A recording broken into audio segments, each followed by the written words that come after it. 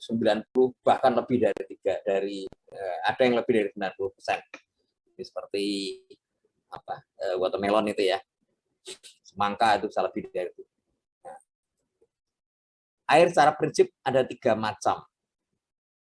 Ya, bound water, yaitu itu di dalam sel yang membentuk satu larutan ya dengan mineral. Ya, ini di dalam sel, entah itu antar sel maupun di dalamnya sendiri. Nah, ini bound water. Cirinya gampang. Ini adalah air yang gampang sekali lepas, gampang sekali keluar. Jadi peras itu pasti keluar. Ya. Itu bound water. Kemudian yang kedua adalah colloidal bound water, itu terikat di membran, plasma, nukleus. Ya, cirinya agak sulit.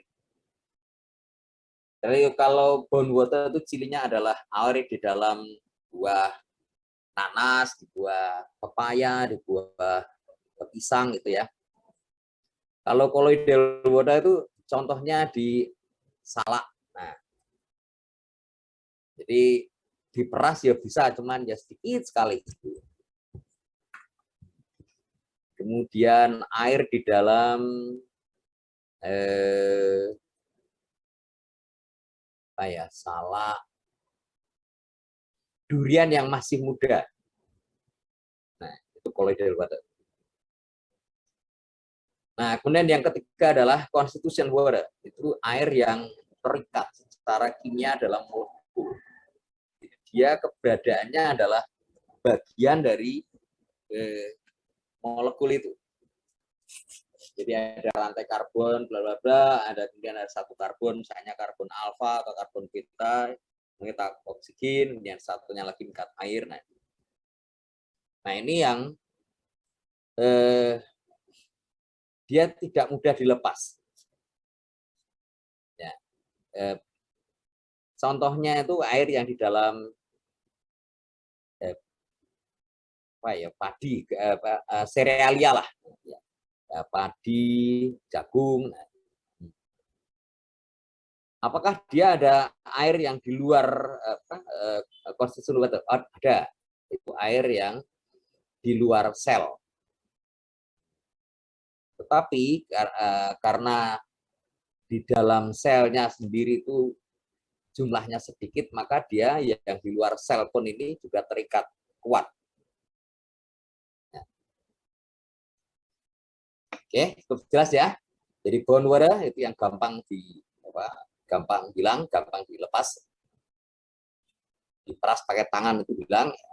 Dan colloidal water itu tidak mudah hilang, tidak bisa diperas, tetapi itu bisa dengan diputar atau dengan sentrifugal tertentu pada kecepatan tertentu dia bisa hilang. Tapi kalau constitutional water itu harus tidak cukup dengan sentrifugal, dengan tekanan air udara pun nggak bisa. Jadi harus dengan temperatur. Mineral.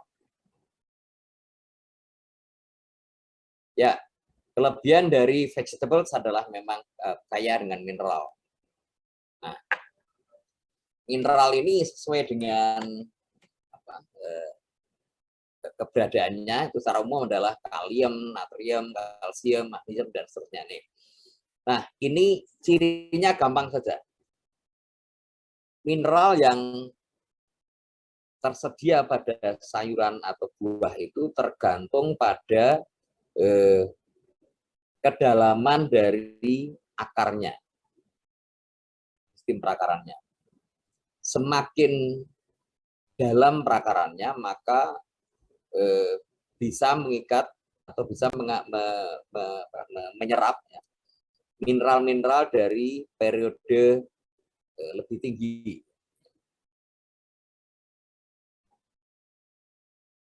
Ya, seperti kalau kalium, natrium, kalsium, aluminium ini di perakaran dangkal pun ada, tetapi boron, Zn itu FE golongan itu perlu perakaran yang lebih dalam untuk bisa mengikat. Nah, sehingga Indonesia itu negara agraris, tanaman bisa dibudidayakan sepanjang tahun, tetapi 14% penduduk Indonesia itu defisiensi ZN. Nah, padahal ZN ini mineral yang ajaib ya, dia terlibat di dalam 2000-an metabolisme. Nah, mengapa bisa terjadi? Karena kebanyakan kita cenderung mengkonsumsi sayur, buah, maupun serealia dari perakaran dangkal. Dan ZN ini berat atomnya ada 65, jauh lebih besar daripada Fe yang 55. Hingga ini hanya diperoleh dari tanaman-tanaman yang punya perakaran yang lebih dalam. Nah, sejak revolusi hijau tahun dekade 1970-an, kita itu mengupayakan produksi yang tinggi, maka penanamannya monokultur semusim. Jadi padi itu kan hanya berapa senti saja kan, paling hanya 20-25 senti dalam menakarnya. Sayuran juga yang semusim, yang perakarannya dangkal. Nah, kalau misalnya kita ingin tetap mempertahankan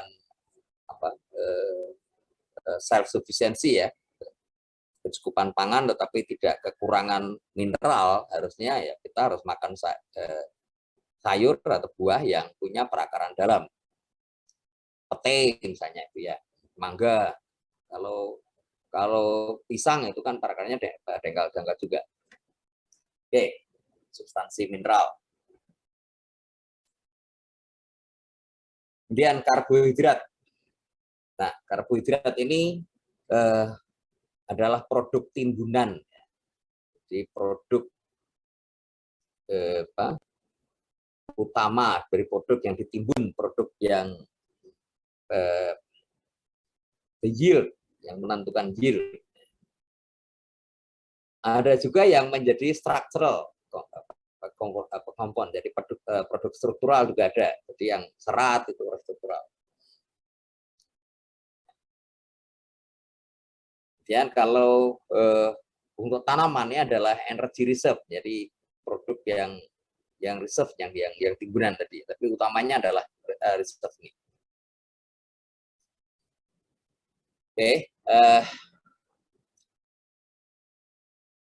banyak ragamnya karbohidrat, bahkan serat yang tidak bisa dikonsumsi atau tidak bisa dicerna itu juga karbohidrat. Juga karbohidratnya adalah metabolit primer ya, jadi hasil utama dari tanaman karbohidrat dalam dua macam bentuk. Pertama dari reserve dan kedua adalah struktural.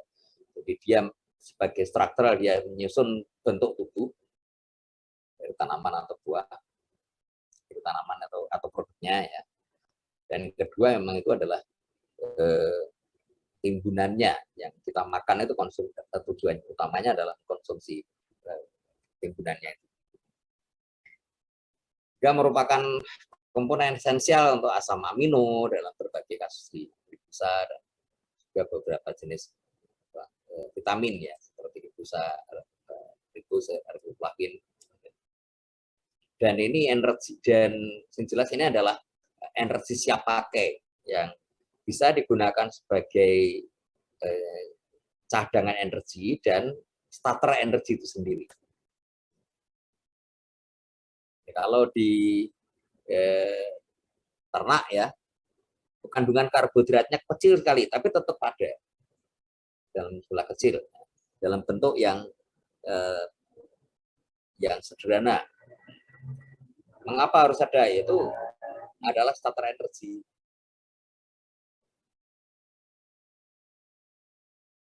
Lanjut ya. Lemak. Ya, kalau tanaman biasanya lemaknya kecil, kecuali ya, kecuali yang kelompok kacang-kacangan.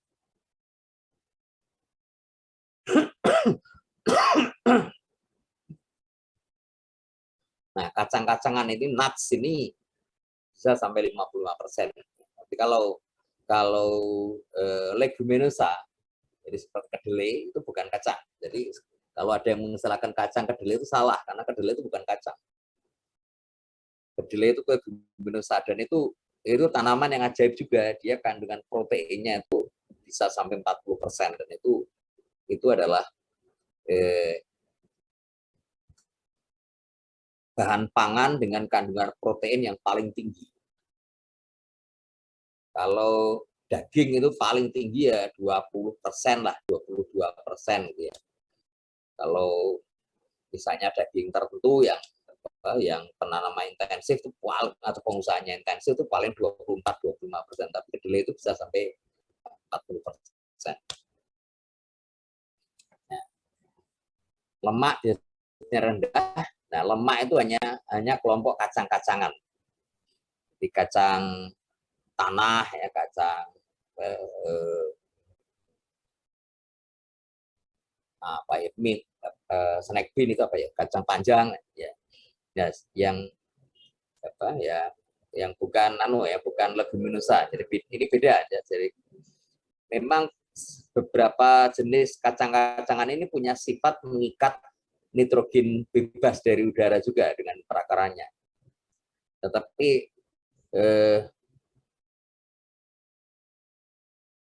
pengikatannya ini banyak untuk timbunannya berupa lemak.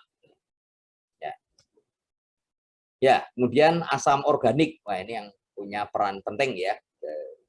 Kita konsumsi sayur dan buah itu tujuan utamanya antara lain adalah asam organik yang memberikan flavor, menjaga ketahanan dari buah itu sendiri, dan untuk kita juga penting sekali ya untuk menjaga asam lambung ya. Ada banyak orang yang gagal paham kalau sakit mah itu cara paling baik ya makan. Dan sakit mah kalau makan minum obat mah itu konyol, itu pasti akan semakin parah.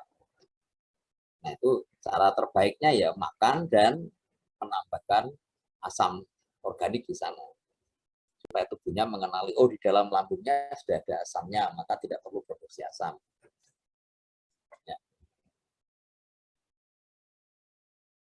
Ya, kemudian nitrogen containing substances. Nah, ini banyak substansi yang mengandung nitrogen. Protein, asam amino, amina, amida, nitrat, dan sebagainya. Dan ini menentukan cita rasa maupun menentukan rasa. Kalau proteinnya terlalu banyak dan rasanya kurang enak. Kalau lemaknya banyak lah itu baru enak. Kemudian kalau itu ternak ya. Kalau tanaman itu ya protein biasanya relatif kecil ya, kecuali tadi ya kelompok leguminose. Nah, kecuali menentukan rasa juga menentukan aroma. Kalau semakin banyak senyawa aminanya ya baunya nggak enak. Semakin banyak amidanya ya baunya sedap-sedap gimana itu ya. Dan nitrat lebih menyengat. Dan yang ketujuh, vitamin adalah bahan organik. Ya, vitaminnya ini vitamin organik. Apa maksudnya vitamin organik? Ya, dia berupa vitamin tetapi diikat oleh senyawa organik. Jadi keberadaannya tidak mungkin tunggal berupa vitamin C, asam ascorbat murni, tidak mungkin. Tapi dia pasti terikat oleh senyawa organik lain. Akibatnya dibanding dengan vitamin sintetik ya jelas konsentrasinya lebih rendah. Kandungannya lebih rendah, tetapi ini ya rendahnya tadi karena vitamin ini tidak mungkin berdiri sendiri sebagai organic matters, dia nggak mungkin berdiri sendiri, dia pasti akan terikat dengan senyawa lain. Mengapa ini lebih sehat dibanding vitamin anorganik? Karena vitamin organik ini terikat oleh senyawa organik. Jadi suatu rantai karbon dengan R tertentu gitu ya. Sehingga ketika masuk di dalam tubuh kita, maka bila ada yang bisa melepaskan ada R lain yang punya reaktivitas lebih tinggi atau punya simbol elektron lebih kuat, maka bisa dilepaskan. Dan residunya ini tidak akan berbahaya karena dia hanya rantai karbon yang lain. Dia kalau bisa terikat, pasti dia akan bisa berikatan dengan senyawa yang lain juga di dalam tubuh kita. Beda apabila dibandingkan dengan vitamin anorganik yang membawanya ini bukan senyawa organik, tetapi senyawa anorganik. Misalnya natrium. Ini vitaminnya terikat, natriumnya lepas. Natriumnya akan menjadi limbah di dalam tubuh kita. Pembawanya Fe. Fe-nya juga Fe lepas, jadi Fe+2 atau Fe+3 sehingga akan mengotori darah kita dan seterusnya. Ya. Oke. Mungkin sebelum sampai enzim ya, 7 ini dulu. Nah, enzim pembahasannya agak beda. Ini ada yang mau kita bahas? Aduh. Dulu.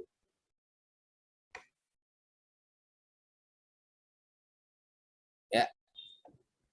Ada yang mau kita diskusikan? Ya. Ada yang kurang jelas atau apa? Atau cukup jelas semua atau bagaimana ya?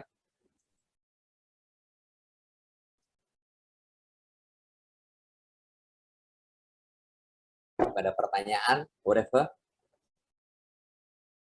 Permisi Pak. Ya, silakan Bayu. Iya Pak, saya yang bertanya tadi yang di bagian nitrogen itu, kalau tidak salah tadi Pak Sum sempat bilang tuh ada yang kalau banyak amina itu jadi tidak sedap gitu, sedangkan kalau banyak amida itu jadi sedap. Itu kenapa ya Pak? Nah, ya beda. Nah, amina itu kan kok dadine amonium apa? NH3 something ya. Nek amida itu bukan amina, tapi dia mengikat ada gugus lain. Jadi dia tidak mudah melepaskan NH-nya itu. Ya memang beda antara N karo D itu ya. Nah, N itu ya berarti NH. Nah, itu baunya nggak enak.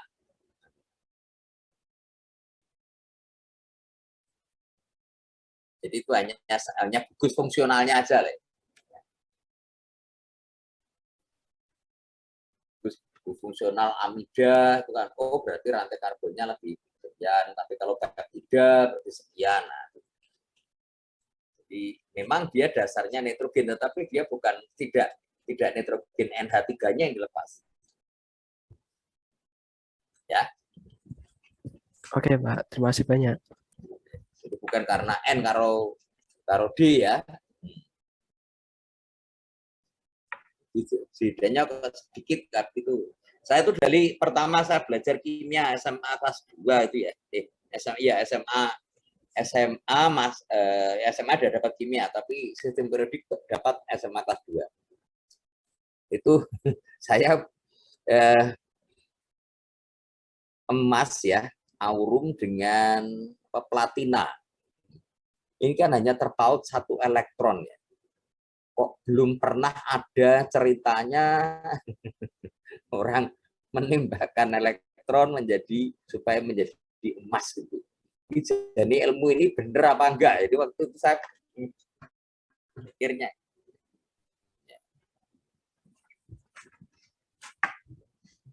Oke, pertanyaan yang baik dari Bayu. Ada yang lain?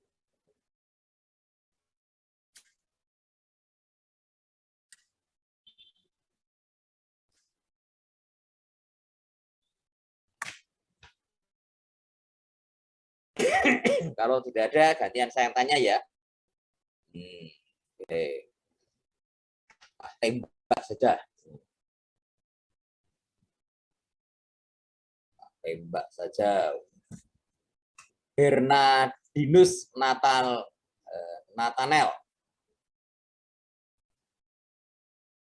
Bernardinus Nathanael. Eli.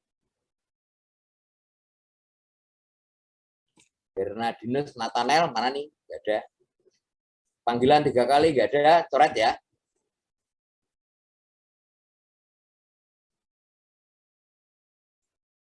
Bernardinus Nathanael gak ada. Oke.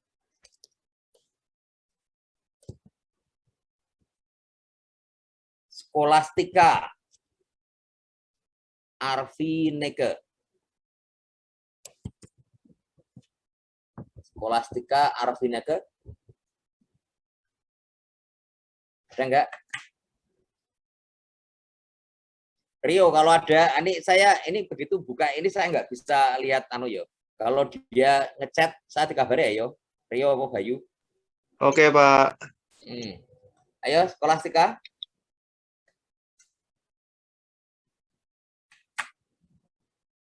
Tiga kali dipanggil tidak ada. Oke, Esther Wahyu. Ayo ke Esther. Halo, Esther. Pak. Oke, sehat nak? Sehat. Nah, Cafati ya bukan nok ya, Duk ya. Apa keuntungan kita makan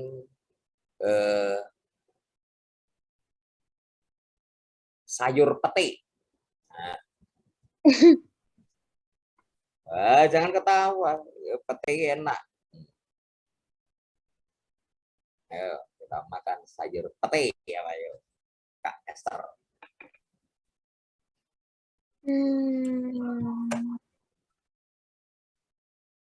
Nah, keuntungan kan, Pak?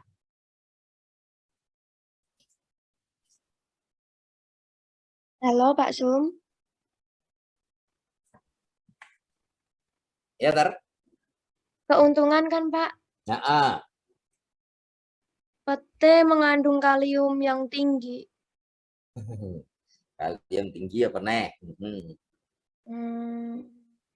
Kalium itu ya bisa ditemukan yang gini padi aja ada. HLINAK ya kalium tinggi, oke. HLINAK, oh ya. Harvey.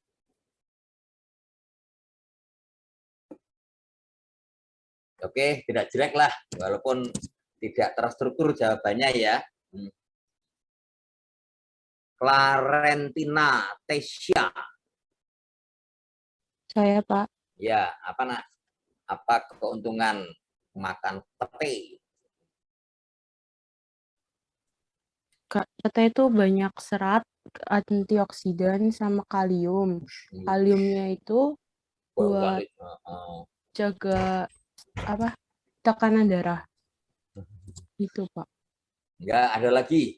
Bukan hanya kalium dong. Serat. Barusan dibahas. Serat itu ada padi aja banyak serat. Antioksidan. Antioksidan banyak di sayuran, di kedelai juga banyak.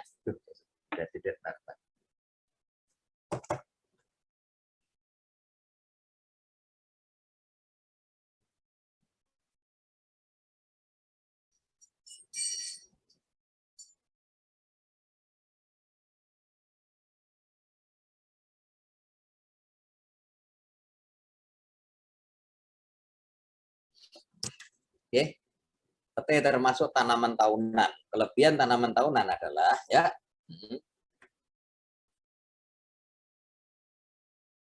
Kelebihan tanaman tahunan adalah ya.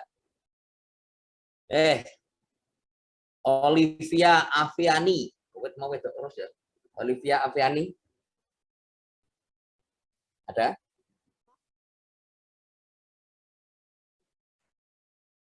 Olivia Aviani ada? Tidak ada?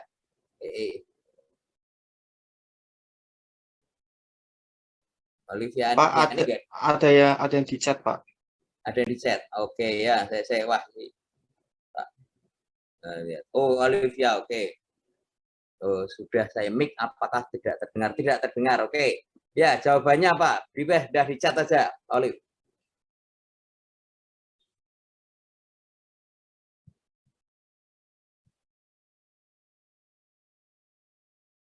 Kalau mic-nya nggak terdengar, cat aja, Olive. Mami.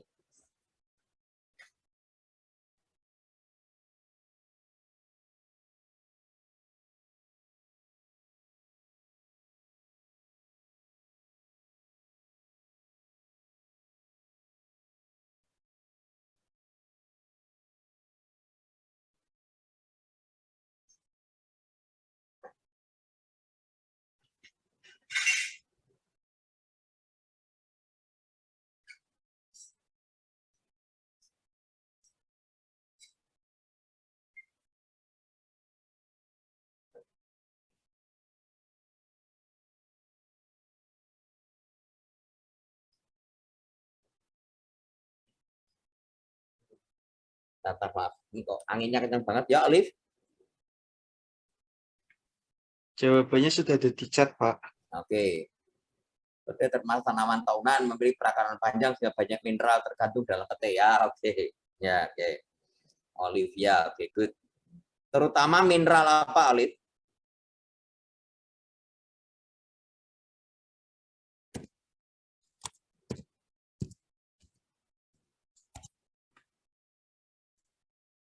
Ini anginnya kencang banget ini di kampus. Ya, Olive.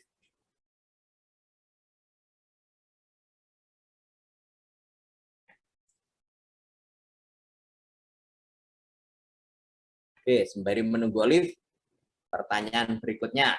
Apa ya? Pertanyaan berikutnya. Berikan contoh lain sayur atau buah yang mengandung colloidal water. Nah, contoh lain sayur atau buah yang mengandung colloidal water. Oke, ini ganti lanang. Matthew Aditya.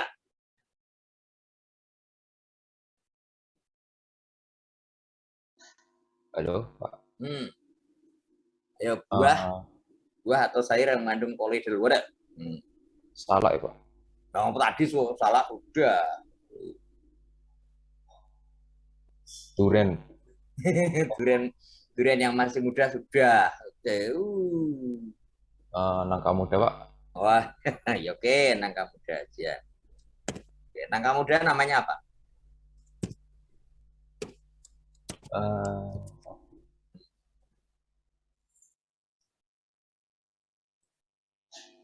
Kamu aslinya dari mana? Semarang, Pak. Nah, ya Semarang, nangka muda, ngerti. Gori, Pak. Gori. Iya, oke. Oke,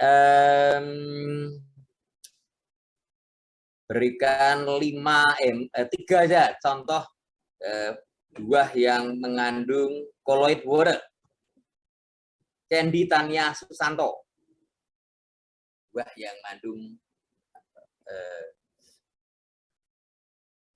bone water. Ya. Ya, Pak. 3 macam buah yang mengandung bone water. Bone water.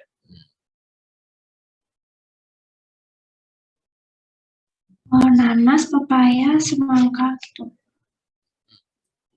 Oke. Kalau ya oke, wes apa ya nanas, pepaya, semangka wes mau disebut kabeh jane. Grace Florencia. Ya, Pak. Nah, oke. Berikan sayur yang mengandung bone water.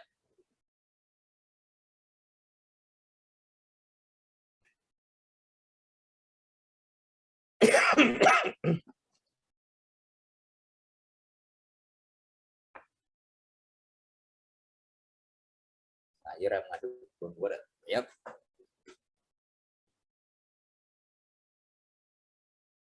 Nah, itu aja.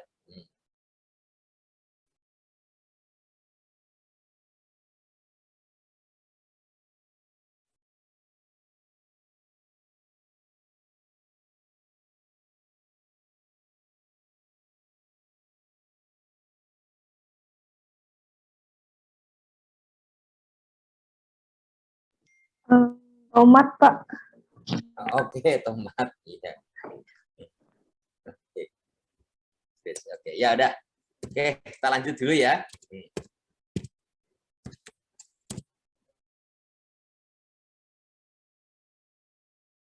Enzim.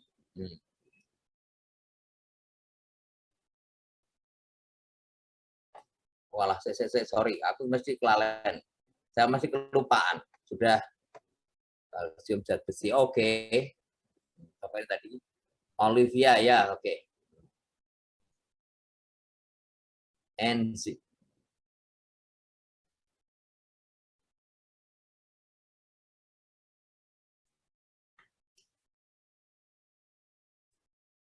Ya, enzim adalah katalisator biologis ya, yang mempercepat proses biokimia.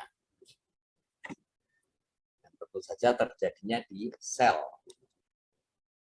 Kalau terjadinya di luar sel, di intersel itu bukan enzim ya.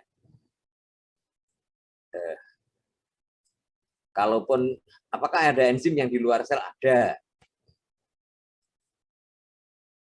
Ya, itu biasanya yang antara lain etilin itu dia terlepas di luar sel. Enzim biasanya berasosiasi dengan pematangan. Kemudian pematangan anything, tidak hanya di pematangan buah, tetapi di pematangan misalnya pembentukan karbohidrat, pembentukan mineral, pembentukan protein ya. Jadi enzim berperannya di situ. Jadi mempercepat pematangan suatu konstituen dari sayur atau buah. Setelah dipanen, unless ya, kecuali dipanaskan atau diberikan perlakuan kimia, maka enzim akan terus bereaksi ya, in the ripening process. Bahkan di beberapa aspek sampai pada tahap spoilage, tahap pembusukan. Ya. Tapi di bagian lain, jadi misalnya enzim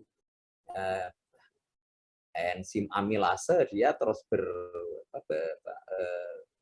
berubah ya menjadi untuk perurean amilum. Ya, jadi enzim adalah katalisator. Pentingkah katalisator? Ya, dia mempercepat. Kalau tidak ada enzim, masih terjadi perubahan, cuman lambat. Namanya dia hanya mengkatalisator. Pektin. Nah, pektin ini selalu ada. Merupakan karbohidrat suku tinggi yang tidak mudah larut, yang tidak larut dalam air, ya saking tingginya dia nggak larut dalam air. Ikatan rantai karbonnya kompleks dalam suatu rangkaian polimer. Nah, karena peranannya ini, maka pektin ini mempunyai, karena kelebihannya ya dia tidak larut dalam air dan sebagainya, dia menjadi pelindung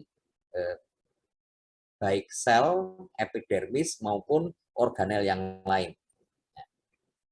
Bahkan di pertemuan sebelumnya saya sudah menyinggung bahwa beberapa metabolit sekunder itu terlindungi oleh pektin. Nah, pektin ini tidak larut dalam air sehingga dia metabolisme dan anabolisme tetap bisa berlangsung tanpa ikut mengganggu proses dalamnya, sehingga bahan ini menjadi bahan ajaib, bisa ditemukan di semua bagian dari sayur maupun buah. Kelebihannya adalah ketika kena panas, maka pektin ini akan terhidrolisis. Nah, jadi kalau kita minum jamu ya buat jamu itu ya itu kalau dicampur dengan air ya dia enggak percuma, itu bahan metabolit sekundernya masih tetap tersimpan. Tetapi kalau dikena airnya panas maka pektinnya terhidrolisis sehingga senyawa metabolit sekundernya keluar.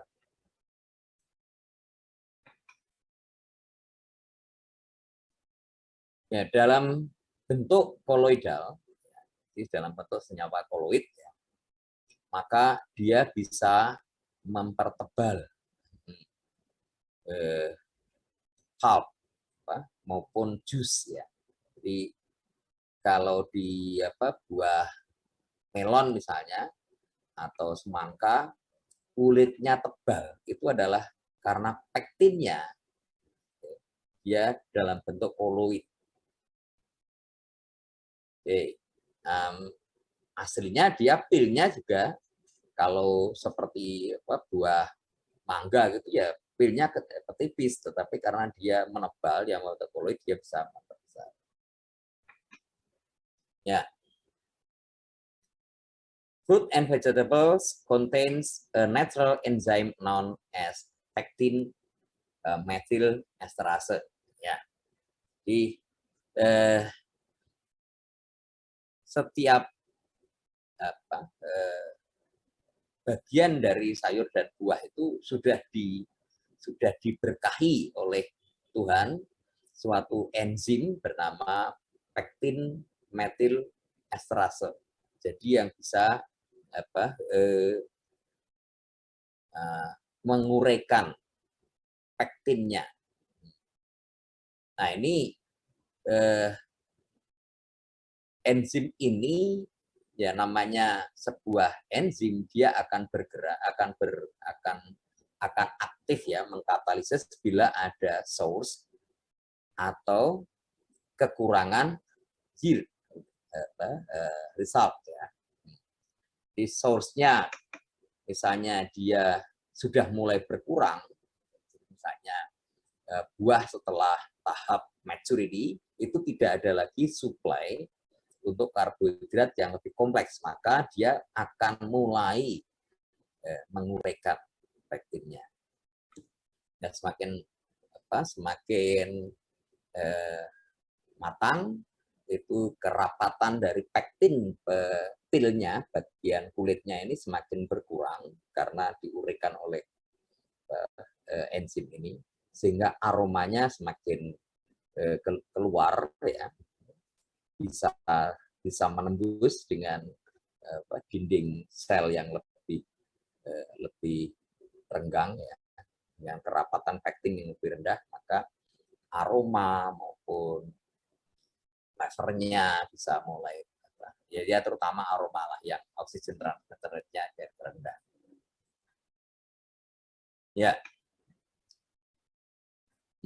contohnya adalah yang paling menonjol adalah tomat. Ketika dia sudah mulai memasuki tahap ripening itu pektin methyl esterasenya semakin aktif.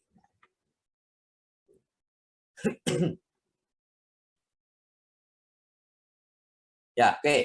Berikutnya. Source of color, sumber warna dan perubahan warna pada buah dan sayur. Sumber warna sampai sekarang yang teridentifikasi itu baru 4. Ya. Nanti aroma malah lebih menarik lagi ya. Warnanya itu sumbernya hanya 4. Tetapi kok buah sayur punya warna beraneka macam, yaitu dari kompilasi kombinasi dari 4. Dan aslinya bukan 4, 3.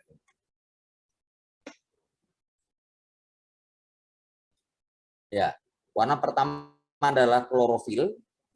Ini yang membuat sayur dan buah apapun ketika tumbuh masa itu hijau, nggak ada warna yang lain. Nah, baru kemudian itu setelah klorofilnya itu terdegradasi, dia pigmen yang lain ya itu akan baru muncul, baru terlihat. Pigment belonging to latter two groups are also called as flavonoid, yang includes the tannin. Jadi antosianin dan antosianidin ini tergolong senyawa flavonoid, ya. Suatu rantai karbon dengan cirinya ya, dengan satu karbon yang mengikat hidrogen, oksigen, dan dengan itu maka dia mudah melepaskan hidrogen ataupun ya membentuk ikatan baru dengan pelepasan oksigen.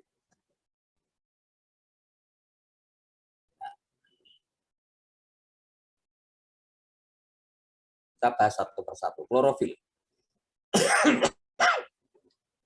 Ya, klorofil mendominasi warna semua sayur dan buah, bahkan batangnya. Kenapa? Karena dia punya peran penting untuk fotosintesis. Jadi selama pertumbuhan, klorofil akan mendominasi. Karena punya peran untuk menangkap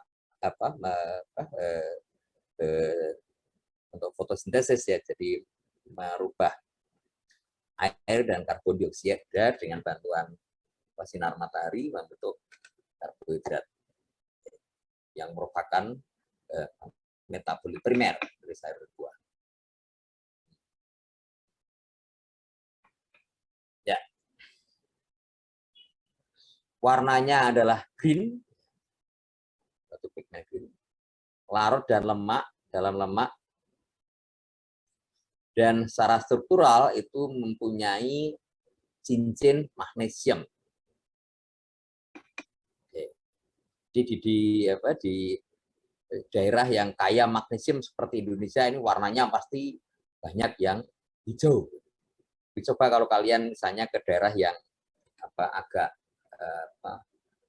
tanah tua ya, tanah tua seperti Australia, seperti India, itu tanamannya yang apalagi yang kekurangan air ya, sehingga mereka tidak bisa mendapatkan dari batuan induknya, tapi hanya yang bagian yang sudah lapuk. Itu tanamannya tidak berwarna hijau, hijau gelap, hijau cerah, tapi hijau agak kekuningan atau agak kecoklatan. Ya, perubahan ke gray called pheonitin. Ya, konversi pheonitin ini dipengaruhi oleh pH, but does not occur as easily under alkaline condition. Jadi ini akan banyak terjadi ketika dalam kondisi asam. Nah, sehingga buah-buah yang tingkat keasamannya tinggi, ini warna hijaunya cenderung lebih kuat. Beda dengan buah-buah yang warna yang bagian kulit ya, itu pH-nya cenderung kualik berarti ya. Yang pH-nya cenderung asam, maka warna hijaunya cenderung kuat karena proses pheofitin ini relatif lebih lambat.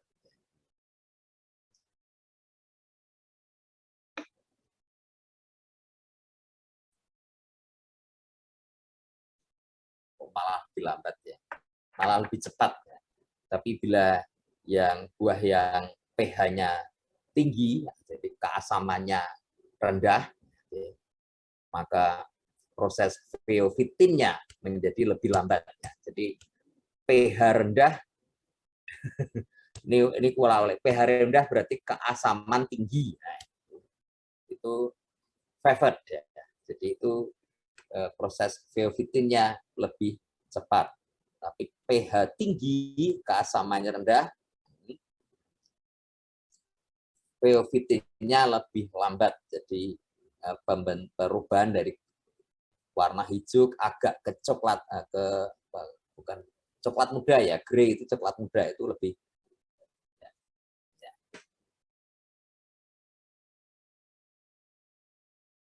Oke.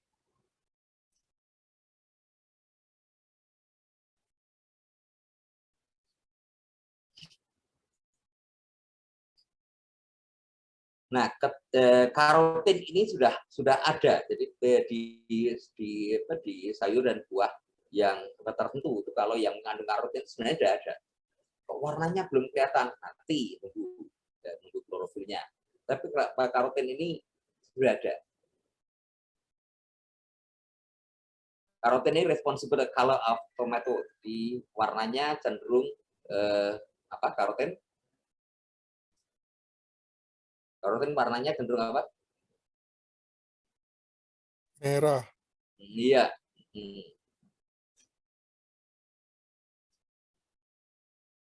Ya. Warnanya merah muda sampai merah ya. Jadi ada berbagai macam karoten ya. Jadi kita kok karoten, lycopene ya. Lycopene itu red orange ya. Oke. Sana aja. Karoten xanthophyll.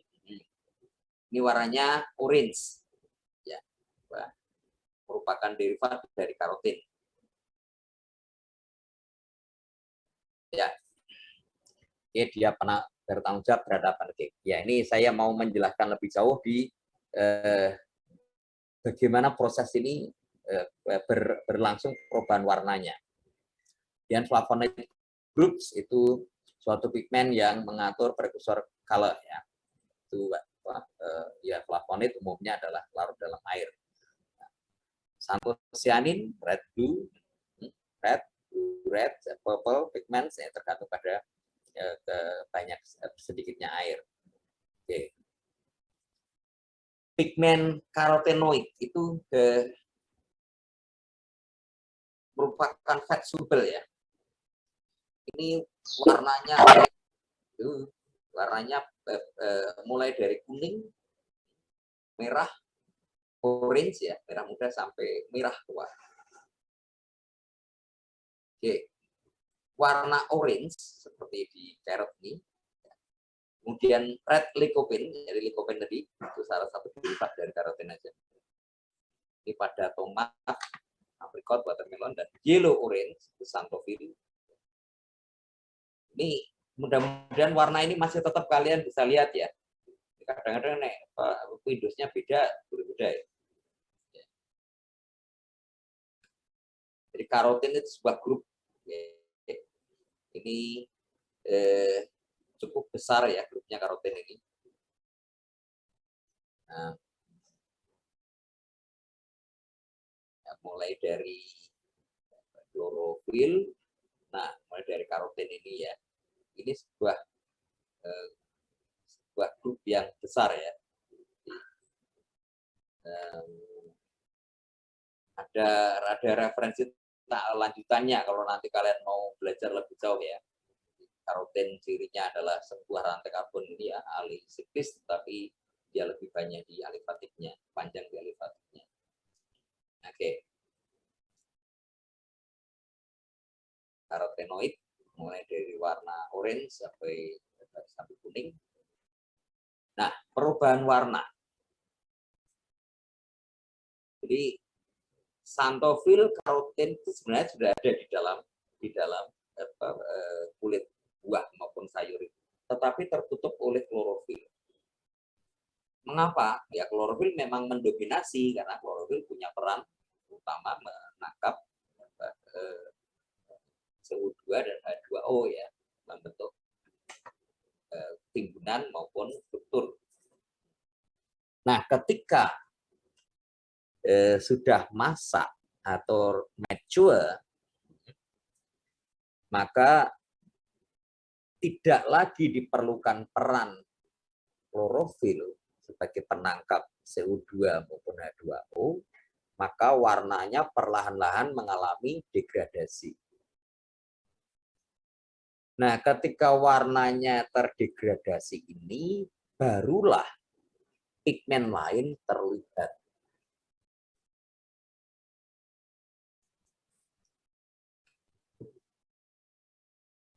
Jadi,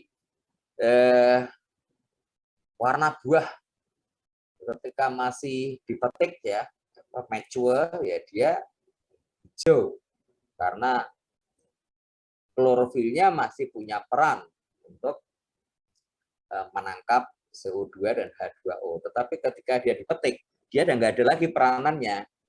maka perlahan-lahan dia akan mengalami degradasi klorofilnya. Nah, ketika terdegradasi baru xanthofil maupun karotin yang ada di dalam kulit buah itu terlihat. Jadi bukannya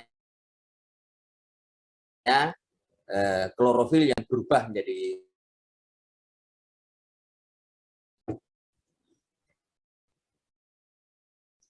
ya ini tanggapan terhadap cahaya ya.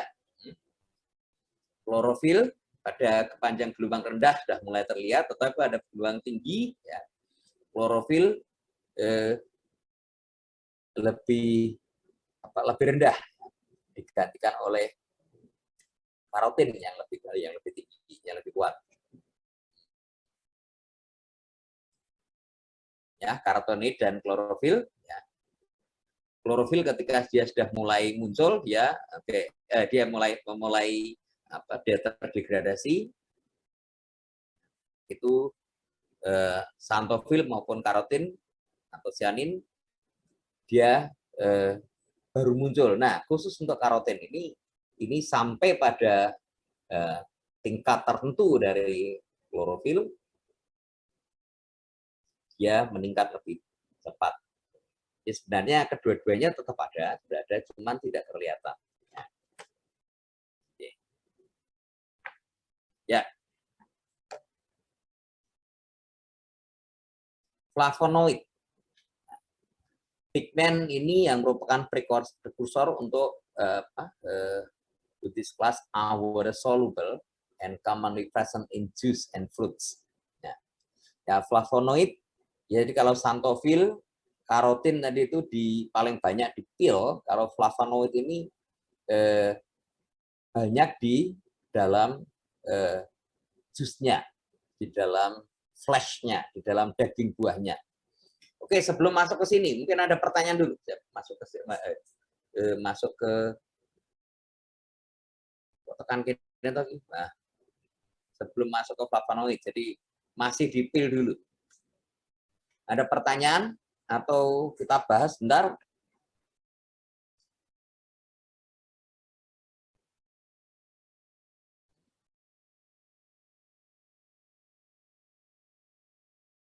Clarentia tessia.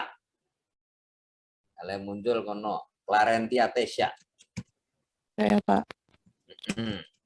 Bagaimana proses perubahan warna pada sayur dan buah pasca dipanen? Awalnya saat itu yang mendominasikan warna klorofil karena punya peran penting dalam fotosintesis. Terus kalau sudah dipetik itu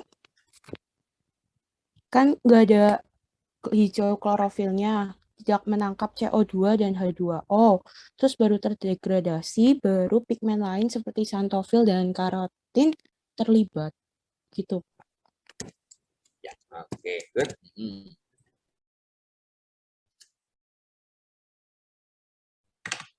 Oke, apa ya, buah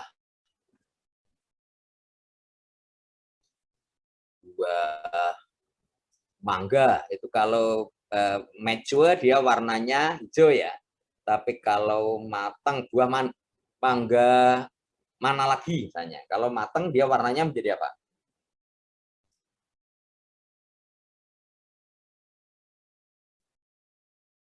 Mana lagi aromanis sama siam, mana lagi dengan siam lah bedanya ya.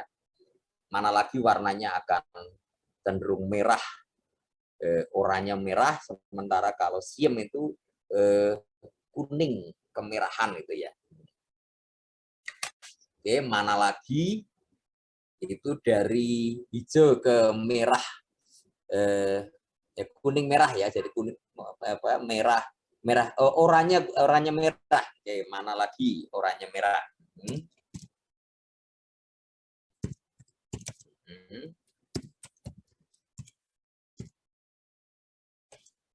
Kalau siam itu dari hijau ke kuning kemerahan. Jadi lebih banyak kuat kuningnya kalau siem. Oke, jadi ada mana lagi? Ada siem. Oke, saya mau tanyakan dulu, coba ya. Ceritakan, salah nggak apa-apa, proses perubahan warna buah mana lagi? Oke, yang mana lagi ini tak tunjuk Yohanes Bastian Harsono. Iya, Pak. Oke, mana lagi ya, Le? Nah, kemudian yang siem ganti cewek. Leoni Tansil. Oke, bagaimana proses perubahannya? Leoni Tansil ada nih? Ada, Pak. Oke ya, sip. Ayo, Yohanes sama Leoni. Tadi yang mana lagi ya, Pak? Itu tadi kalau nggak salah yang menjadi warna merah ya? Merah, orange, kemerahan. Kalau prosesnya itu berarti awalnya kan warnanya hijau kan, Pak, mangga itu. Itu berarti dia masih ada pigmen klorofilnya. Dia berarti artinya masih bekerja sebagai mengikat CO2 dan H2O ya. Ya. Terus lalu ketika dia dipetik, dia perlahan-lahan itu klorofilnya akan, kan karena ketika udah dipetik, dia makin lama udah tidak mengikat CO2 dan H2O. Lalu makin lama itu klorofilnya akan akan menurun, itu artinya warnanya juga akan menurun maksudnya, Pak. Ya, artinya warna hijaunya menghilang. Iya. Terdegradasi benar. Ya itu, Pak. Nah, tapi kan karena sebenarnya setiap buah itu punya pigmen seperti carotenoids dan xanthofil dan yang lain-lain, itu sebenarnya klorofil itu tidak berubah tetapi tergantikan oleh pigmen tersebut. Kok tergantikan? Kok wale? Enggak, maksudnya mulai kelihatan dulu loh, Pak. Kan klorofilnya menurun. Yang sebelumnya pigmen yang lain itu tertutup oleh klorofil itu mulai terlihat. Nah, ya gitu. Bukan tergantikan, mau klorofil nggak di xanthofil. Kamu Pak. Yohanes, kamu panggilannya sama Yohanes apa Bastian? Sebastian. Sebastian. Tinggi badanmu berapa? Gak pernah ngukur, Pak, tapi kira-kira 170 juga. Jadi contohnya kalau misalnya foto bareng gitu ya, saya kan cuma 150 berapa, 5 atau berapa lah. Ya, Bastian di depan saya kan nggak kelihatan. Nah, Bastian kalau udah jongkok lah saya baru kelihatan. Tapi bukan berarti saya nggak ada dan bukan berarti Bastian berubah menjadi saya, gitu ya. Iya, Pak. Oke, ya, oke, good, oke, Leoni, ya nak. Iya, Pak. Oke. Prosesnya kurang lebih sama ya. Jadi pada saat pematangan itu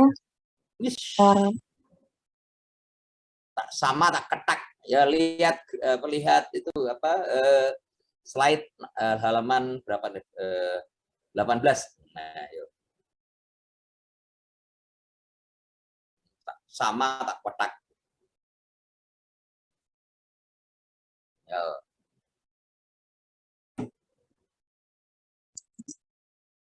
Pada saat pematangan itu kan klorofilnya lama-lama akan menurun, terdegradasi. Jadi lama-lama warnanya akan hilang dan warna pigmen yang memberi warna kuning ke oren-orenan itu semakin terlihat. Apa tuh yang kuning ke oren-orenan itu apa? Karotenoid. Ya, oke. Nah, beda. Karotenoid gimana ceritanya itu? Nah, yuk lihat apa slide yang ke-18 ya.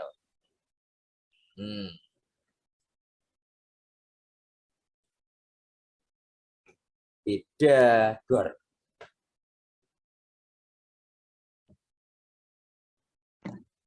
Karotenoid dan klorofil agak beda. Yuk.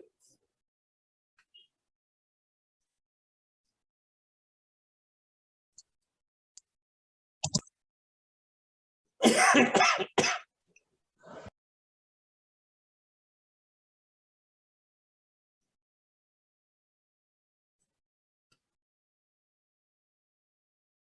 Leoni, Ya, Pak. ayo jelaskan berdasarkan gambar itu, gambar karotenoid versus klorofil di slide nomor 18.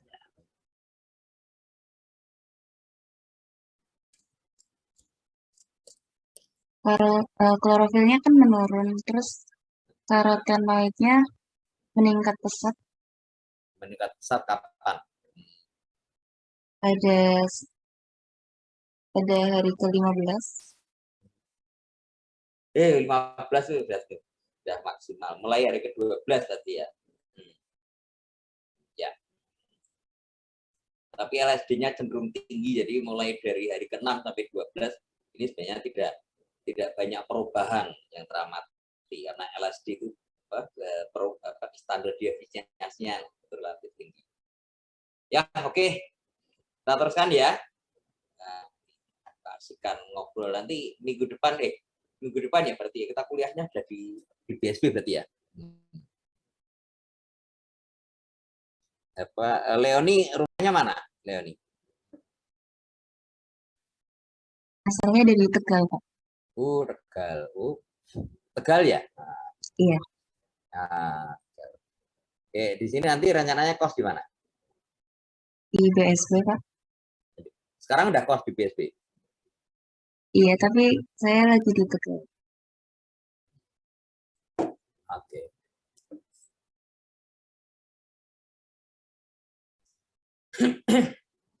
Flavonoid, warnanya adalah contohnya adalah antosianin ya. Itu purple, blue, red.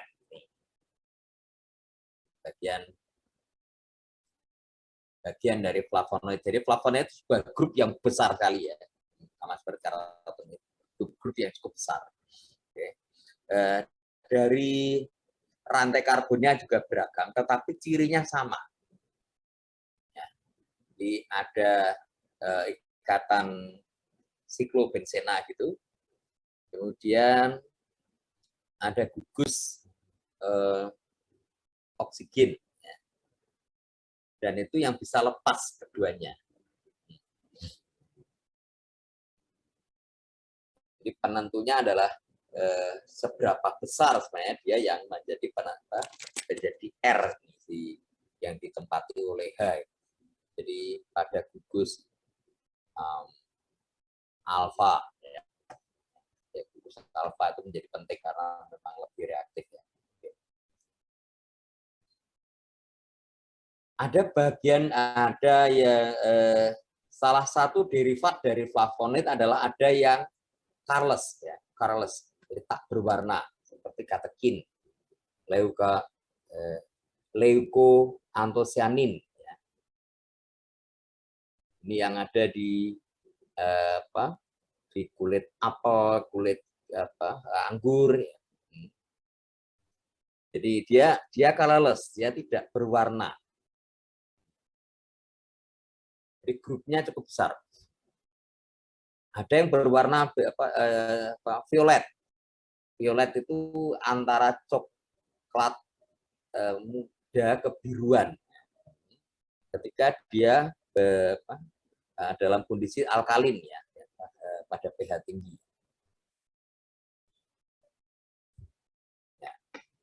Ya, perubahan warna itu bisa dimanipulasi dengan perlakuan pH.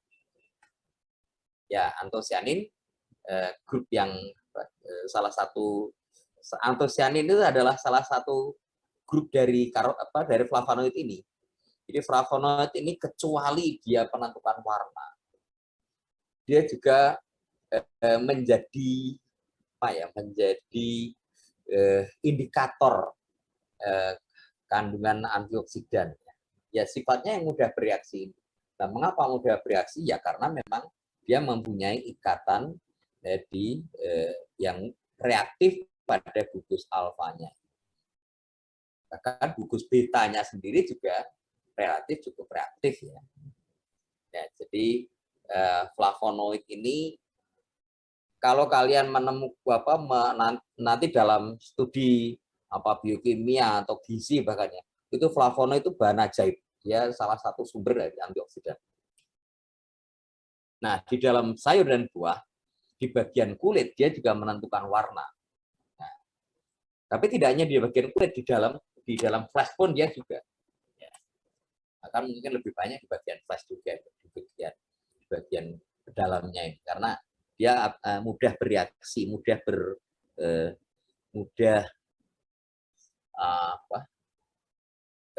sensitif terhadap pH. Nah, mudah bereaksinya ini adalah salah sebagai indikator dari terutama terhadap oksigen ya, maka dia sebagai indikator dari sifat antioksidatif.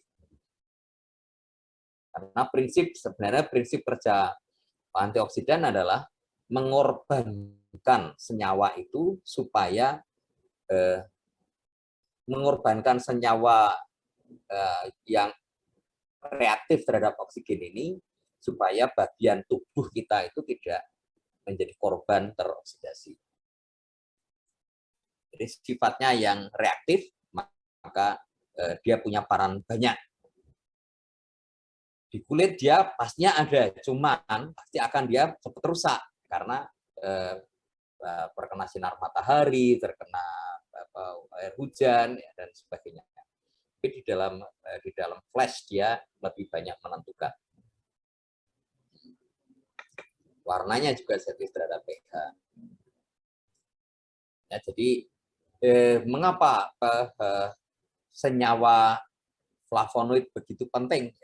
Ya, dia kecuali menentukan warna, dia juga menentukan karakteristik dari reaktivitas. Nah, karakteristik reaktivitasnya ini menjadi salah satu indikator dari sifat antioksidatif bahan itu. Jadi tinggi rendahnya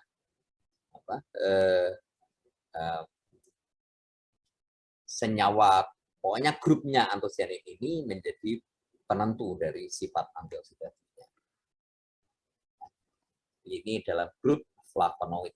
Cirinya flavonoid ini ada satu rantai karbon yang dia berikatan ganda dengan oksigen sehingga dia lemah sekali, dia mudah melepaskan. Dan ada dua rantai karbon yang mengikat oksigen yang ini juga mudah sekali dilepaskan. Dari dua tahapan dia melepaskan. Dia juga mudah bereaksi bila ikatan alfanya ini bereaksi dengan bahan lain. Jadi misalnya yang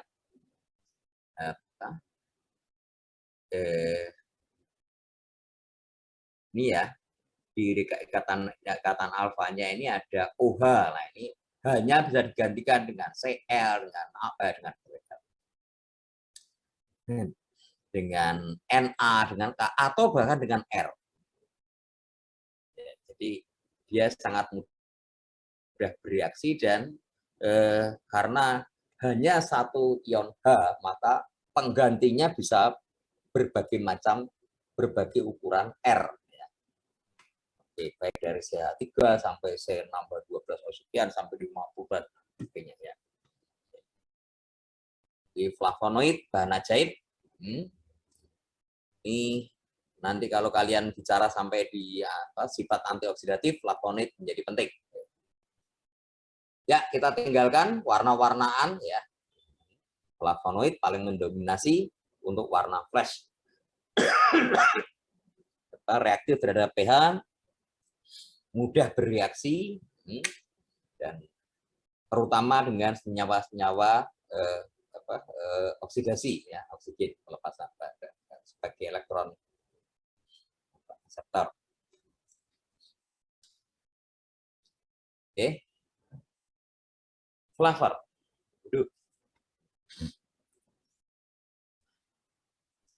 Many combination of flavor ini kalau kalian nanti ngambil mata kuliah flavor, wah ini menarik sekali. Jadi perbandingan antar berapa jenis bahan aroma itu membentuk kombinasi yang demikian luar biasa. Ya, dulu kita pernah mengundang dosen tamu untuk apa? Untuk ya bukan kita, jadi BEM ya. BEM itu mengundang salah seorang pengusaha flavor di Indonesia untuk semacam kuliah tamu gitu di sini. Dan dia membawa beberapa jenis bahannya, hanya 3 atau berapa. Dia kombinasikan bahan ini sekian, baunya dan walah nggak enak-enak. Tetapi ketika barang nggak enak itu dicampur dengan yang nggak enak yang lain, jadi harum sekali. Nah, itulah flavor. Kurang lebih seperti itu kombinasi flavor sayur dan buah yang ada di alam. Ciri dari flavor adalah dia mempunyai senyawa volatil. Senyawa volatil ini bisa berupa alkohol, bisa berupa nitrogen, berbasis nitrogen based volatil, ya. Bisa berupa unsur tertentu seperti sulfur. Ya. Sulfur kalau dia sendiri baunya nggak karuan, tetapi ketika dia menguapnya bersamaan dengan flavor yang lain, menjadi berbeda.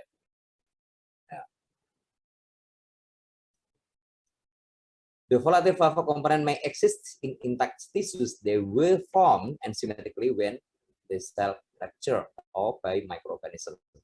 Di senyawa volatil itu akan terbentuk dengan sendirinya ketika suatu sel terbentuk atau suatu ukuran sel terbentuk atau suatu isi sel itu terpenuhi. A large number of compounds very hard to distinguish which compounds are responsible for providing-nya.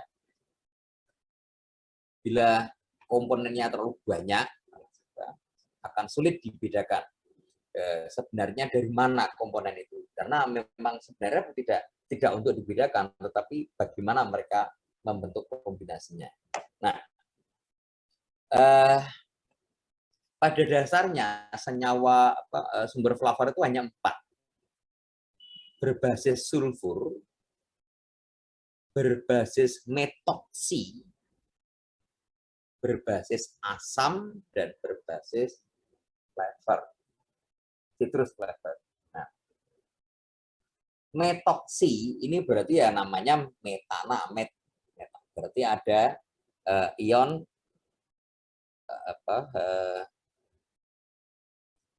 ion metil ya, yang terlepas. Fatty acid berarti berbasis nitrogen, ini termasuk yang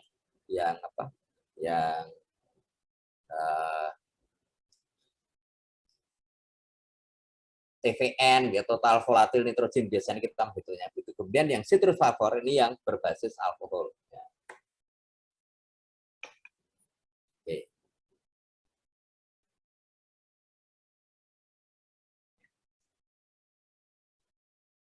Oh, kok tekan ke nih? Berarti bola wali ada lebih. Ya. Oke, harusnya nggak ada ini. Ini kebablasan ini, pada ini sama ini dihapus ini ya. Nah, ini ada ini.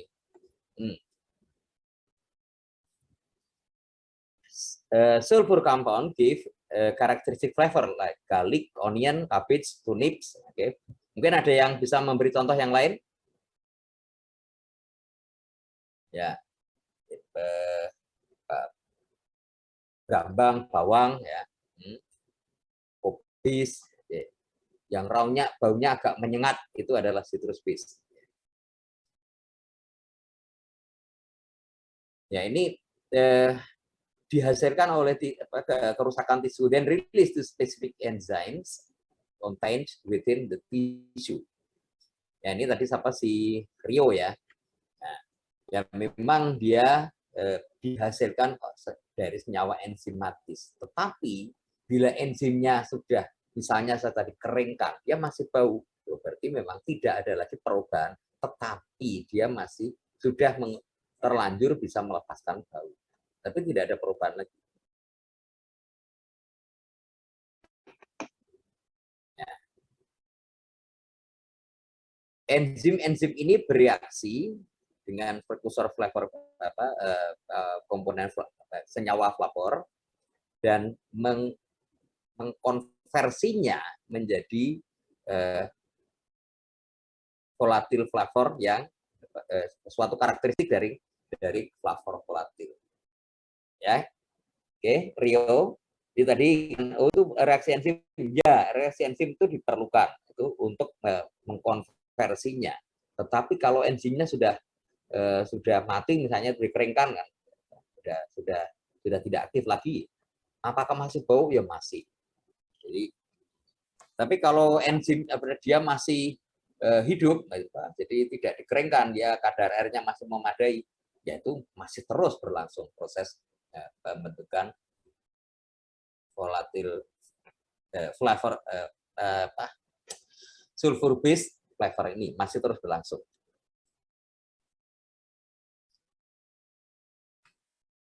Ya, sulfur ini terikat secara aromatik sehingga dia tidak akan habis gitu ya baunya.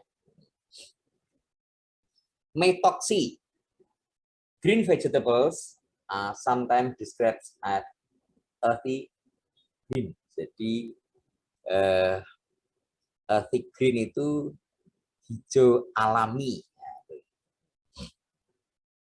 Ya, ini adalah tipikal dari flavor dan aroma tertentu. Jadi warna hijaunya ini menjadi tipikal dari flavor dan aroma. This flavor has been attributed to metoxy.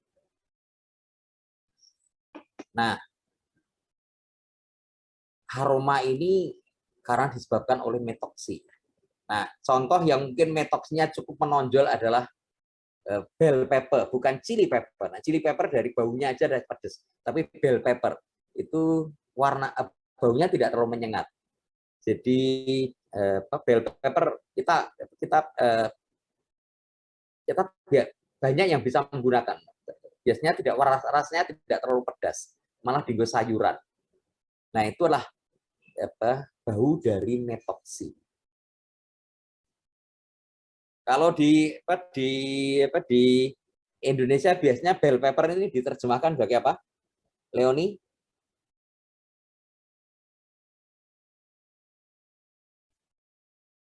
Bukan chili pepper ya. Ya, Leoni kalau bell pepper ini biasanya diistilahkan apa ini? Paprika ya? Paprika. Oh iya, paprika. Ya, paprika. Aromanya paprika ini adalah ciri dari metoxy. Karena dia cukup kuat. Tapi sebenarnya itu di bayam pun sebenarnya itu baunya bau metoxy. Jadi baunya bau alami lah, ya. Dengan sendirinya kita akan merasakannya bau itu. Akan hampir semua tanaman sebenarnya itu yang kecuali seperti sitrus, seperti bawang gitu yang didominasi oleh sulfur. Tapi semua tanaman itu pada dasarnya adalah metoxy.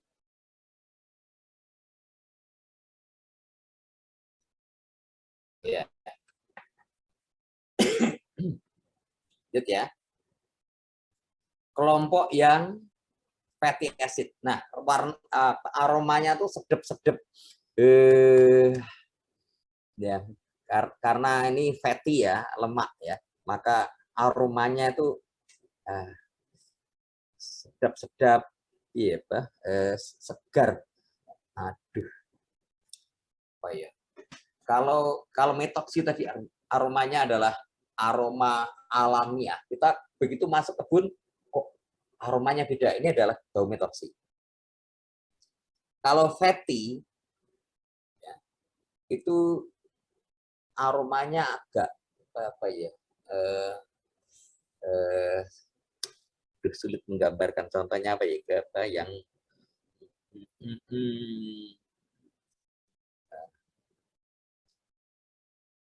aroma sedap-sedap, gurih. Oke. Kalau sitrus jelas itu aromanya jelas itu segar-segar, segar-segar asam gitu ya, asam segar. Tapi kalau sulfur tadi yang menyengat.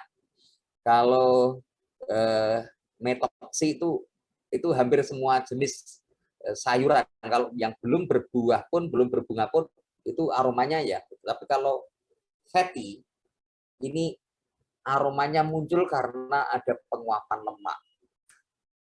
Aduh, sedap biasanya tuh harumnya. Nah, kayak apa ya? Avokat. Nah, avokat itu avokat terus kemudian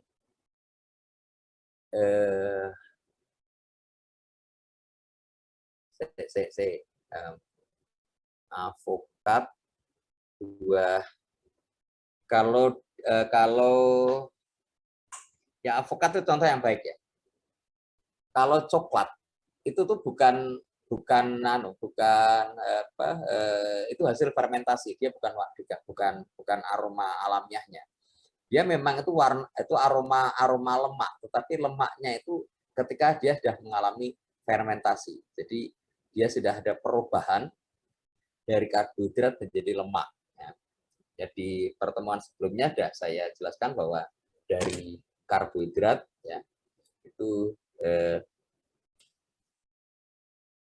masuk siklus Krebs rantai 3 karbon, kemudian masuk alfa ketobutarat. Nah, di situ dia akan terlepas. Itu akan dia bercabang membentuk lemaknya. Nah, ya ini warna yang terbentuk karena warna aroma yang terbentuk karena penguapan lemak. Lemaknya penguapan lemak atau baik menguap sehingga lama-lama habis ataupun karena dia dalam ikatan aromatik ya hingga dia tidak akan habis. Ya kalau yang menguap tentunya yang aromanya lebih menyengat. Selesai. Wah ini langsung sitrus lah. Oke. Ya contoh yang baik ya tadi yaitu avokat itu. Avokat begitu kita membau avokat kan baunya sedap-sedap. Apa ya? Nah, kalau coklat itu tetap ketika ketemu coklatnya belum, jadi baunya masih metoksi. Tetapi ketika bijinya dikeluarkan dan mengalami fermentasi lah itu baru aroma coklatnya, baru aroma fatty-nya keluar. Dia bisa bisa kuat begitu karena memang dia menguap ya fatnya itu menguap. Sedang kalau di avokat itu dia karena lemaknya itu dalam ikatan aromatik sehingga dia tidak akan baunya tidak terlalu menyengat. Tapi kalau avokat tua kalian membau akan merasakan baunya begini. Oke. Nah, terakhir kelompok yang 3 adalah sitrus. Ini sangat kuat karena apa? Terbentuknya adalah ester, alkohol, aldehid ya. Jadi kalau karena harusnya itu adalah dia terbentuk itu alkohol, jadi sehingga baunya itu segar gitu. Tapi kalau misalnya dia terganggu proses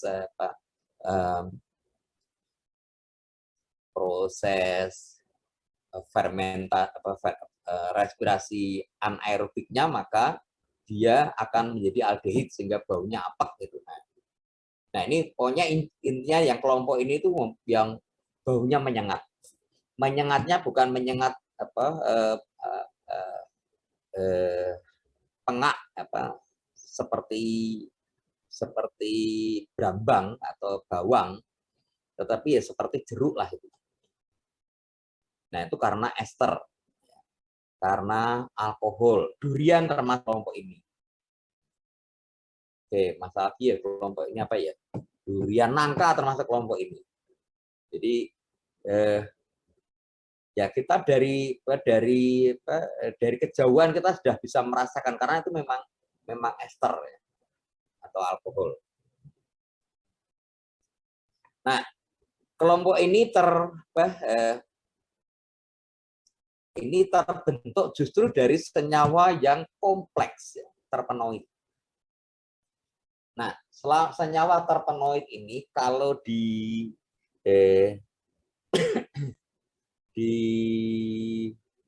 empon-empon itu tersimpannya itu di inti sel. Tetapi kalau di buah-buahan itu tuh tersimpannya itu di lapisan epidermis ya. Jadi dia sebenarnya adalah senyawa pelindung. Kalau di empon tadi itu terpenoid itu baru rusak ketika dia di hidrolisis pada temperatur di atas 100 derajat.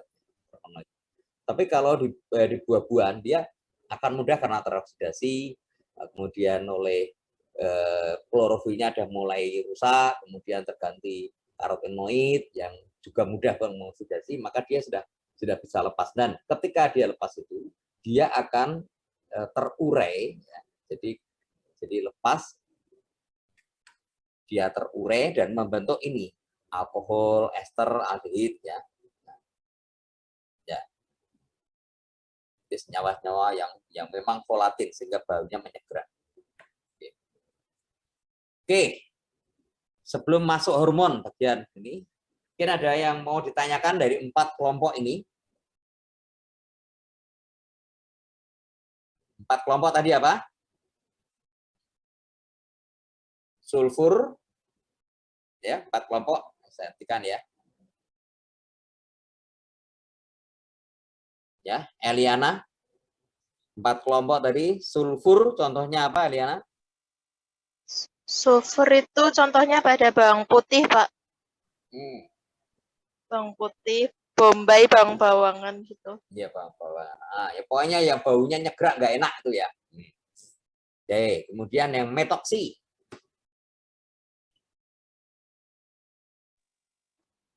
Metoksi tadi contohnya ada di paprika. Paprika. Dan itu paprika itu yang paling menonjol ya. Paling menonjol. Tapi sebenarnya semua tanaman kalau Eliana misalnya nanti jangan pacaran ya, tapi misalnya bersembunyi di tanaman muda, kok baunya beda? Itu adalah bau metoksi sebenarnya. Ya. Tanaman muda itu pokoknya masuk kelompok tanaman apapun lah, itu akan merasakan bau alamiah, bau ya, makanya dikenalnya adalah pink flavor tadi karena memang itu baunya ya bau alamiah. Ya. Oke. Kemudian kelompok ketiga. Maaf Pak, tadi pas fatty acid saya di sini hujan jadinya agak keluar ya. tadi Pak. Oke, ya, fatty acid siapa mau menjelaskan? Josephine Macy. Alpukat ya, Pak? Apa? Alpukat. Oke. Ada contoh lain loh, kecuali alpukat? Tadi ke coklat ketika bijinya dikeluarkan gitu. Oke, apalagi? Bukan bijinya. Jadi bukan bijinya dikeluarkan. Di bijinya, di dalam bijinya itu ya. Ini dalam kulitnya ya metoksi tapi ya. Tapi di dalam bijinya itu fatty. Ada yang lain?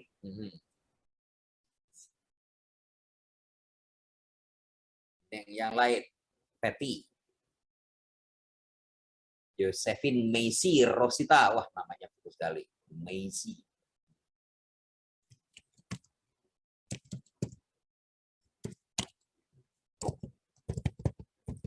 Ya, ada yang lain?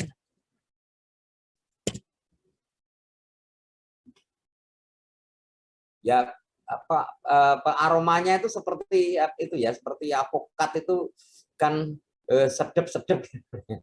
sedep-sedep gitu ya. Jadi aromanya tidak terlalu kuat tetapi sedep. Sedep itu apa bahasa Indonesianya apa? Sedap. Aroma sedap. Tidak menyengat. Tidak menyengat seperti bawang. Tapi kita tidak akan bosan merasakannya. Ada yang aromanya seperti itu, seperti apokat tadi, itu karena dia dalam siklus aromatik nggak akan pernah habis. Tapi ada juga yang seperti coklat yang memang menguap lemaknya. Kacang itu juga cuman kacang mudah sekali lemaknya mudah teroksidasi. Jelek-jeleknya itu sehingga kita nggak bisa membau. Sebenarnya kacang itu baunya bau ini, bau fatty. Ya. Oke, terakhir sitrus, kelompok sitrus. Angel Swasti, Herista, and Ya, Pak. oke, contohnya apa, no? Contohnya nangka, durian gitu, Pak. Apalagi? Bagi mau tak sebut, tak sebut. Mungkin jeruk masuk nggak sih, Pak? Oh iya, jeruk pasti masuk. Iya, jeruk berarti. Itu berarti, nah jeruk berarti memang itu sitrus ya. Jadi bentuknya ester. Tapi kalau nangka itu durian itu alkohol. Oke. Kalau aldehid misalnya apa? Gampang itu.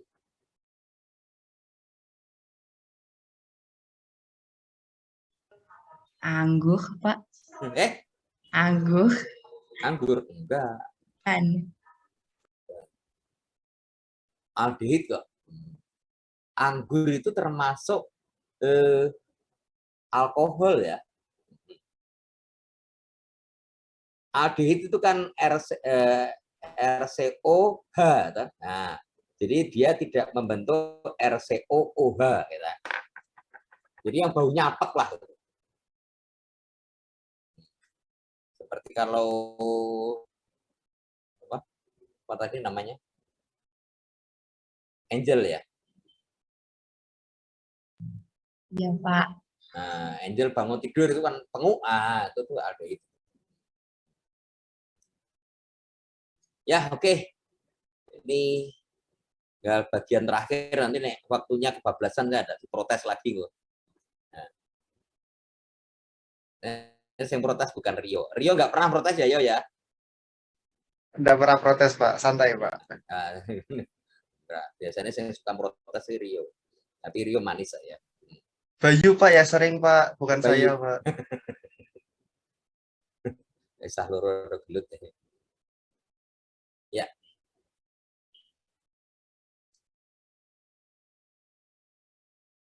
Hormon. Ya.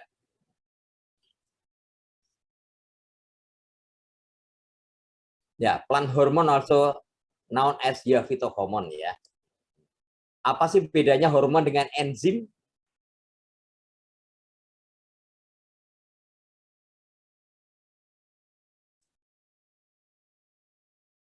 Apa bedanya hormon dengan enzim?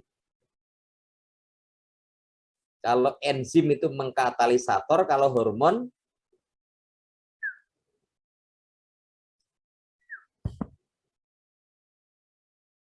ayo, hormon apa?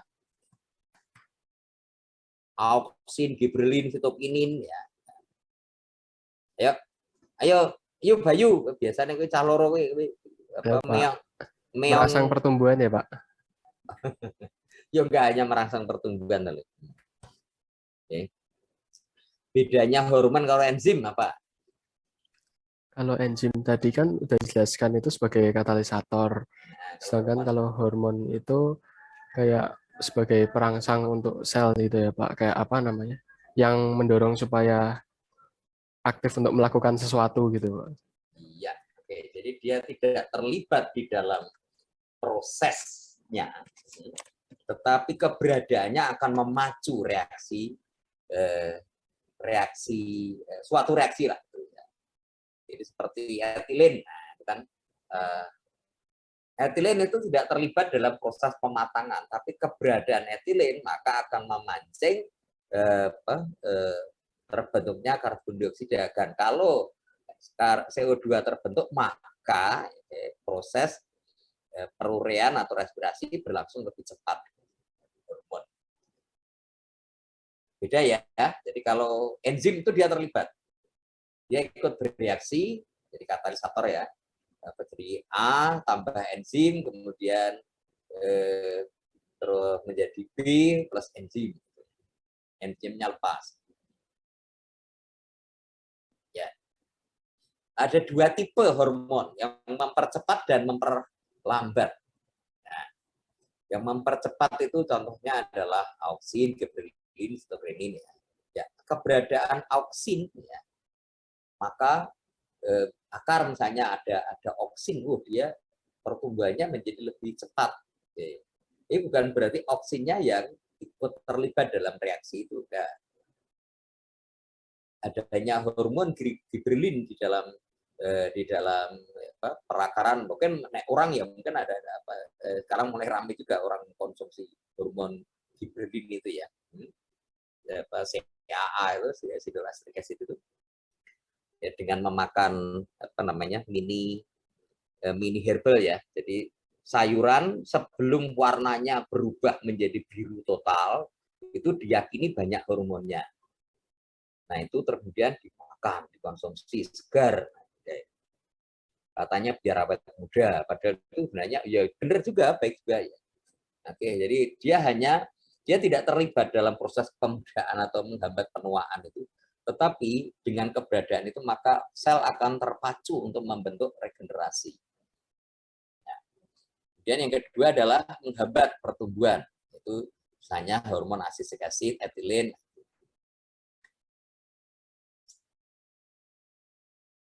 Etilen termasuk di sini karena etilen bukannya mempercepat, menghambat pertumbuhan, tapi malah cukup menghentikan pertumbuhan dengan mempercepat pematangan ya, ripening. Ya. Ini proses pembentukan etilen ya.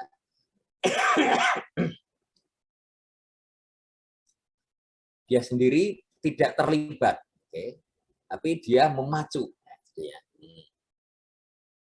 Etilen berubah menjadi ini, akhirnya dia juga bisa menjadi CO2. Tapi dia berarti menguraikan dirinya sendiri. Dia tidak misalnya ikut terlibat misalnya dari C6H12O6 ditambah etilen, jadi ini enggak begitu. Hormon. Ini proses pembentukan hormon etilen di sintesis yang lain ya.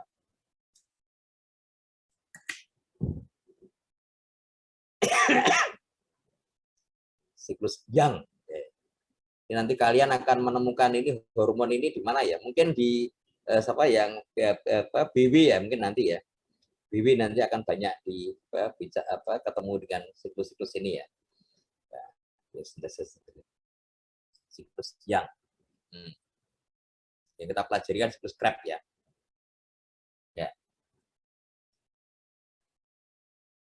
Ada sintesis ACC, kan? Kemudian ada oksidasi ACC, dan kemudian menjadi malon ACC. Jadi dia bisa melebur menjadi, tapi tidak ikut bereaksi. Jadi kan nanti kan kalau bereaksi kan dia akan, kalau enzim itu walaupun dia sudah menyelesaikan reaksi berapa kali pun dia akan tetap enzimnya. Karena dia hanya terlibat katalisasi saja. Dan dia merangsang. Oke ya. Kemudian ripening proses ini di etilen meningkat, kemudian kalau pada saat sel divisionnya itu etilen masih rendah. Kemudian ketika etilen meningkat sampai pada konsentrasi tertentu akan memacu respirasi. Tapi lebih dari itu respirasinya justru menghambat. Jadi pada tahap ini udah kelihatan kayak gini ya. Contohnya kemana apa ya? Ini ya, pakai ini saya. Aduh, kurang gede ya.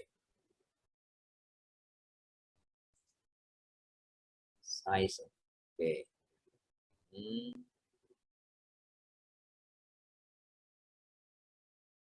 Size, ukuran color ya. Oke.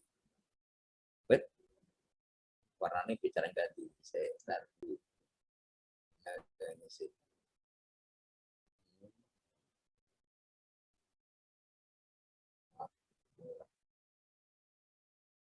Nah, nih. Ini warnanya tak merahnya tak size-nya gede ya. Kok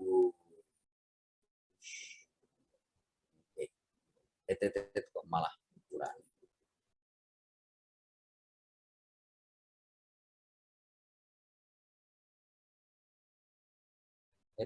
Malah bukan ya. Oh, bukan di sini berarti. Maaf, maaf.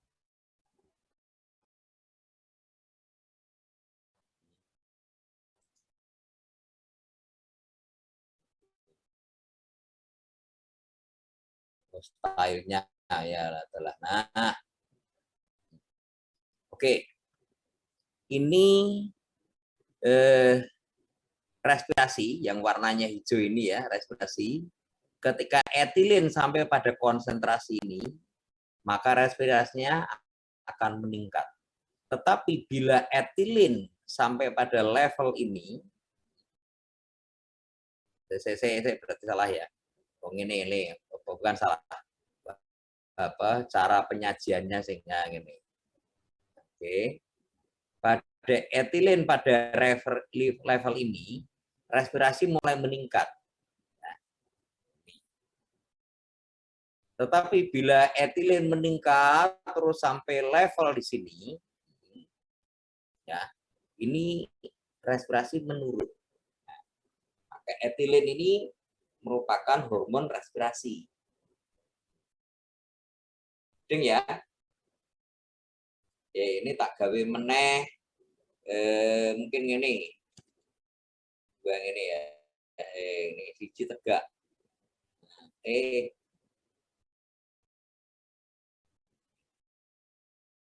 Nah.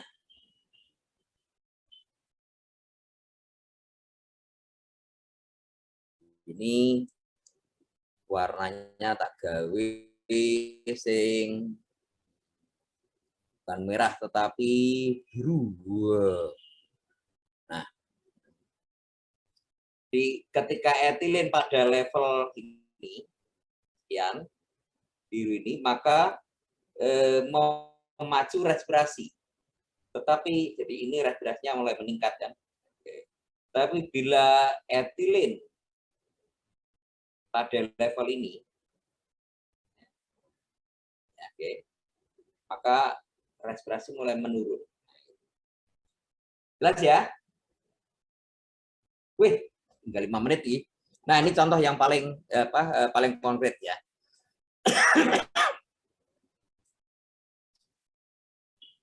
Ini respirasi, oke. Kemudian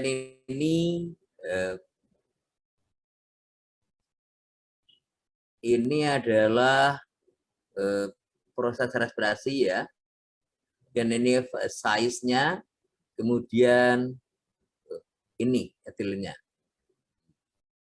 Jadi sampai jumlah tertentu dia memacu respirasi, tapi lebih dari itu dia menurun. Oke. Nah, ini hormon yang lain mungkin yang contoh yang ini mungkin contoh yang paling ya. Jadi CO2 meningkat.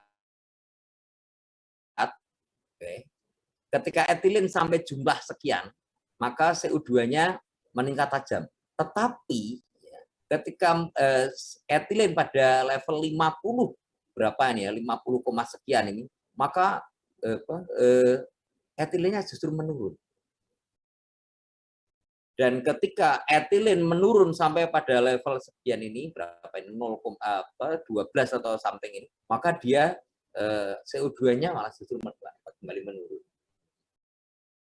Ya, ini adalah contoh kinerja hormon, bukan enzim. Jadi hormon lama-lama dia etilen juga akan terurai menjadi CO2. Tapi kalau enzim tidak. Oke.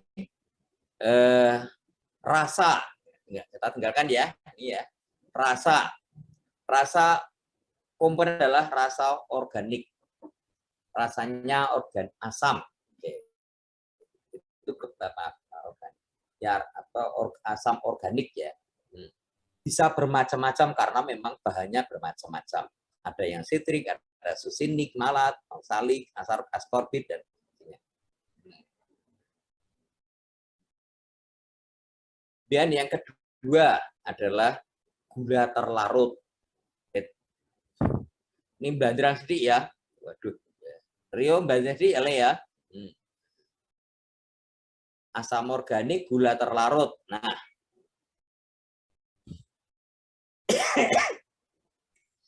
rasa sampai sekarang masih dikombinasi hasil dari keduanya. Berdasarkan kekentalannya, berdasarkan pencampurannya. Fruit and vegetables are living states. Jadi bahan itu masih hidup ketika habis dipanen. Tetapi karena bahan itu masih hidup, maka dia terus berespirasi. Karena dia berespirasi, maka dia akan menghasilkan oksigen, menghasilkan moisture ya, kelembaban dan panas, sehingga mempengaruhi pada proses berikutnya. Respirasi yang terus-menerus akan meningkatkan moisture. Dan for the activities of fruit and before it's after include changing in perubahan karbohidrat, pektin, ya pektin tadi sudah kita bahas ya, pektin bahan ajaib. Oke. Kemudian asam organik dan seterusnya. Jadi rasa masih terdokumentasikan pada dua macam asam organik dengan berbagai jenisnya. Asam sitrat, susinik, malit, tartrik, dan seterusnya. Kemudian termasuk asam ketobutarat ya, yang ini yang rasanya merubah ke asam lemak. Jadi asam D-alfa ketobutarat ini di siklus Krebs ini di bagian ke-4 atau ke-5. Kemudian yang kedua adalah gula. Gulanya gula terlarut ada sukrosa, fruktosa, glukosa, dan gula total. Yang rasanya jelas itu menyagrak itu ketika rasa sukrosa. Jadi makan buah itu sukrosa. Kenapa buah manisnya buah yang dianggap tidak berbahaya? Ya karena dia bukan sukrosa murni. Ya, oke. Itu ya, pas jam 3 ini adalah hanya bagaimana kelarutannya saja ya, perubahannya. Oke. Wah, tadi keasikan ngobrol ya di awal-awal ya. Jadi waktunya mepet-mepet ya, minta maaf pas jam 3. Baik. Ini kuis saya buka. Jangan ada yang protes lagi ya. Saya buka sampai jam 11 malam, 11.55 malam. Waktunya 50 menit. Jadi kalian pilihlah waktunya yang kira-kira nanti tidak pas listrik mati atau apa. Kemarin banyak yang bertanya, Pak listrik saya mati, bisakah ada susulan? Walah, nek susulan itu kita nggak adil. Ya. Nggak usah khawatir, wong kuis itu kan diadakan setiap minggu, dan setiap minggu kecuali kuis ini kan ada tawaran tadi. Kalau tawaran saya buka itu berarti kalian bisa masuk, bebas itu. Yang masuk jangan hanya Bayu karo Rio, yang lainnya boleh masuk. Dan itu nilainya ya bisa mengurangi kekurangan dari kuis lah. Oke, begitu semuanya ya. Saya tutup kelas kita. Sehat semua. Terima kasih banyak, Pak. Ya. Terima kasih, Pak. Coba.